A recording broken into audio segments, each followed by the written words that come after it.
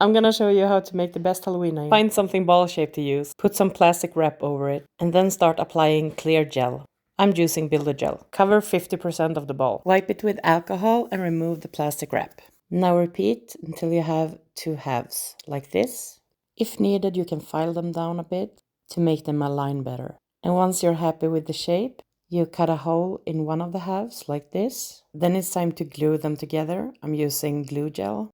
Now let's create some magic. For this part you need baby oil and Kassie Payne's Magic Pigment. Try to go for like 50-50. But of course I always overdo it and use like 70-30. Pour the liquid into the ball. If you have a syringe, use that.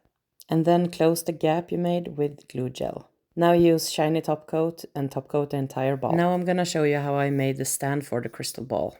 You can basically use any 3D gel. Here I'm using Nails by Dev's Trippy Gel. Oh, and by the way, I'm sorry if my recording is a bit off.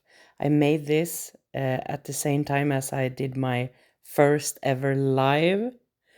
So it's a bit wonky, but I hope you can bear with me. Anyway, once you're happy with the ball stand, you can paint it in whatever color you like. I used silver and then just top coat it.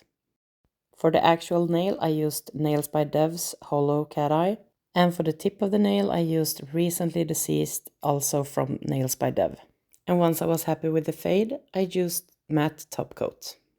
Figure out where you want the crystal ball to stand and attach it with glue gel. Once you're done with that, it's time to make some gooey stuff around the crystal ball.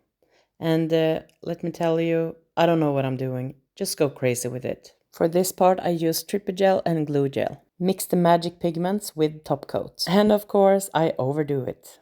Anyway, paint all the gooey stuff with this black mix. Just have fun with it, you know? Once that's done, go ahead and top coat. And now guys, we are done. Watch the magic. I hope you guys had fun doing this. Oh, and you can use a hairdryer to warm or cool down the nail. Follow for part 2 where I make the hand. Thank you for watching.